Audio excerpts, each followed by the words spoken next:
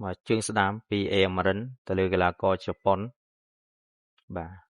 មកជើងឆ្វេងពីកីឡាជប៉ុនឆ្វេងពីអេអាមេរិនចន្លោះដៃគ្នាទៅវិញទៅមកអេអាមេរិនក៏ពុះដាច់ស្លាស់ពីកីឡាករជប៉ុនបាទកីឡាករជប៉ុនគឺឯកសន្តាន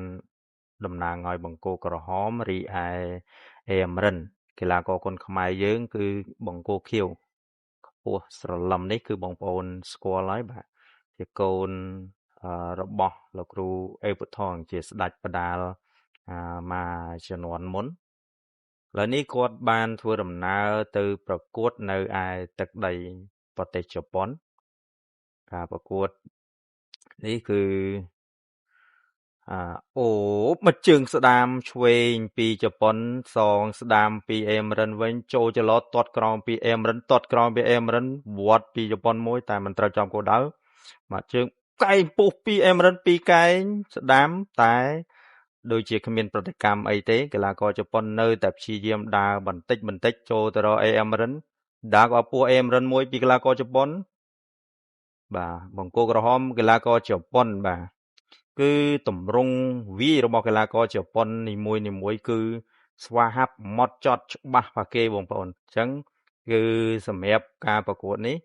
មានផលពិបាកបន្តិចសម្រាប់កីឡាករអេអាមេរិនរបស់យើងប៉ុន្តែទោះជាយ៉ាងណាក៏ដោយអេអាមេរិនតែព្យាយាមទាត់ស្ដាមមួយទៅលើធាក់កណ្ដាលមុខមួយពីអេអាមេរិនទាត់ក្រោមមួយពីអេអាមេរិនដាល់មកដៃពីអេអាមេរិនស្ដាំកីឡាករជប៉ុននៅតែព្យាយាមដើរចូលបាទគឺកំពុងតែស្ទាបស្ទង់ថាតើគួរតែស៊ីបែបណាទៅលើកីឡាករអេមរិនឲ្យបោះបង់ការប្រកួតនេះបាទតែកុំគិតថាអេអាមេរិនមិនមែនងាយស្រួលនឹងស៊ីទេបាទអេមរិនដើរឆ្វេងពីអេមរិនទួបកីឡាករជប៉ុនចូលទាត់ឆ្វេងមួយទៅលើអេមរិនកីឡាករជប៉ុននេះហាក់បីដូចជាចេះឆ្វេងបាទពេលដែលគាត់កាប់ចាននីមួយចេញមកណាស្រួលមួយបាទកាប់ខ្មងពីអេមរិនថយបាទស្ទាយអេមរិនគឺគាត់ខ្ពស់ហើយការវាយរបស់គាត់ដាក់ជើងគឺតំណងតែម្ដងបងប្អូនបាទអេមរិនធាក់ទប់មួយបាទកីឡាជប៉ុននៅតែបើកភ្លើងខៀវដើរចូលរអេមរិនបាទមិនខ្វល់ថាអេមរិនជានរណាមិនខ្វល់ពីអេមរិនខ្លាំងប៉ុណ្ណាតែកីឡាករជប៉ុននេះនៅតែព្យាយាមដើរចូលបាទមានការវាយទាត់ធម្មតាបាទចប់ទឹកទៅហើយបាទទឹកទី3សំទោសទឹកទី2បាទការប្រកួតនេះគឺមានតែ3ទឹកទេបងប្អូនបាទបើសិនជាទឹកទី3มันអាចវែកញែកតានរណាជាអ្នកយកជ័យជំនះបានគឺអាចបន្តទឹកទៀតណាបាទតែឥឡូវយើងទស្សនាវិញតើ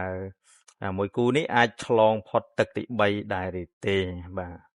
យើងឆ្លងកាត់អស់រយៈពេលមួយទឹកហើយកីឡាករអេអាមេរិនគុនខ្មែររបស់យើងនៅតែមិនទាន់ធ្វើស៊ីកីឡាករជប៉ុនបានឡើយទេហើយចំណែកឯកីឡាជប៉ុនដែលព្យាយាមដើរចូលទៅរកអេអាមេរិនដើម្បីរកចំណុចខ្សោយដាក់អេអាមេរិនឲ្យដេកនោះក៏មិនទាន់បានសម្រេចក៏មិនទាន់បានជាផ្លែផ្កានៅឡើយដែរឥឡូវយើងក្រឡេកមើលការប្រកួតរវាងអេមរិនទាត់ស្ដាំមួយខ្ពស់មែនទែនបាទតែแล้วก็ជប៉ុនរយកដៃរងជាប់អត់មាន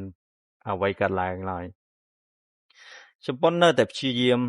ចូលអេមរិនបាទដាល់ឆ្វេងទាត់ឆ្វេងមួយពីកីឡាករជប៉ុនចំពងដែរហើយបាទចំកន្លែងសំខាន់បាទគាត់ធ្វើជាសញ្ញាសុំទោសទៅលើអេមរិនដាល់ខ្ទប់ដៃស្វាមមួយទៅលើអេមរិនកដាមុខ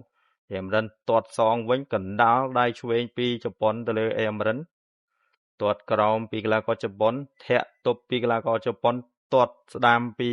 ខាងក្រោមពីអេមរិនទាត់ឆ្វេងពីកីឡាករជប៉ុនវិញបាទជប៉ុននៅតែគៀងស៊ីវត្តឆ្វេងមួយបាទស្ដាំបាទកែងអេមដួអូបាទម្ដាយនេះមកចង្គង់ថែមបាទហាក់បីដូចជាគ្រប់គ្រងសតិមិនបានតទៅសោះជប៉ុនកន្លែងនេះបាទតែមិនអីទេបាទធាក់មួយទាត់ពី3ដៃកែងផងពីអេមរិនចង្គង់ខ្ពស់ណាបងប្អូនបាទអត់អីបាទនេះទេកីឡាករជប៉ុនគៀកជាប់បាទអេមរិនធ្វើអីលែងចេញអាញាកដាបំបីទៅហើយឥឡូវបន្តទៀតបាទ បាទដាល់ឆ្វេងពីអេមរិនដាល់ឆ្វេងពីអេមរិនតត់ស្ដាមមួយពីអេមរិនបាទអេមរិនបានចិត្តហើយកន្លែងនេះបាទដាល់ស្ដាមពីអេមរិនបាទបដាយវិញអេមរិនពេញស្គៀមម្ដាយឆ្វេងពីកីឡាករជប៉ុនបាទยังไงបាទចឹងមិនវិញអេមរិនគ្រោះថ្នាក់មែនតើពី3បដៃពីកីឡាជប៉ុនបាទធាក់ទប់វិញអេមរិនតាំងសតិបាទតាំងសតិតាំងស្មារតីបាទពុះកែងបាទឆ្វេងស្ដាមពីកីឡាករជប៉ុនញាប់ដូចម៉ាស៊ីនដេរចឹងបងប្អូនបាទអោបជាប់គ្រាកជាប់ធ្វើអីមិនចាញ់អញ្ញាកដាបំបែកគ្រោះថ្នាក់មែនតើអេមរិនទាត់ស្ដាមពីអេមរិនមកជើងទៅលើជប៉ុនព្យាយាមដើរចូលកីឡាជប៉ុននេះពិតជាតាន់បាទតែទាស់តែគាត់រៀងខ្លីៗយ៉ាងទៀបបន្តិចបាទទឹកទី2នេះស្ទើរតែប្រហោងពោះជំនួសអេអមរិនទៅហើយប៉ុន្តែមិនអីទេបងប្អូនតាឥឡូវយើងមើលធ្វើការប្រកួតលើទឹកទី3វិញបាទទឹកទី3នេះមិនទាន់វែកញែកថានរណាអាចទទួលបានជ័យជំនះទេនរណាមិនទាន់ស្លាប់ទេអានឹងពិបាកបន្តិចហើយអាចតទឹកបានបងប្អូនបាទអេមរិនទាត់ស្ដាមបើកឆាកមួយធាក់ទប់ពីអេមរិនមួយទាត់ស្ដាមពីអេមរិនមួយវត្តឆ្វេងមួយដៃពី3ដៃពីអេមរិនបាទសាប់យកកៃពុះទៅខុស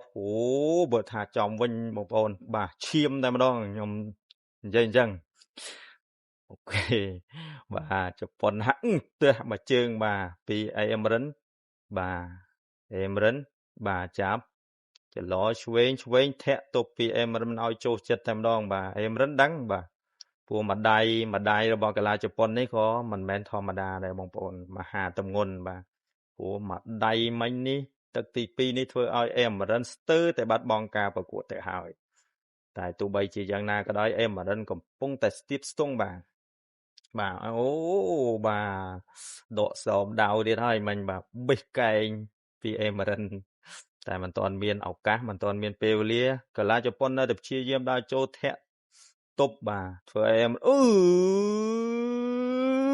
ធ្ងន់តែម្ដងមួយដៃឆ្វេងពីអេមរិននេះពេញចិត្តស្ដោកតែម្ដងបងប្អូន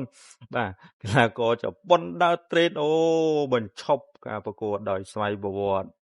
បាទចូលរួមអបអរសាទរចំពោះកីឡាករคนខ្មែរយើងអេមរិនបាទកូនបង្កើតរបស់លោកគ្រូអេពុទ្ធងពិតជាធ្វើបានល្អមែនតែនក្នុងការប្រកួតនេះបាទសូមអរគុណបងប្អូន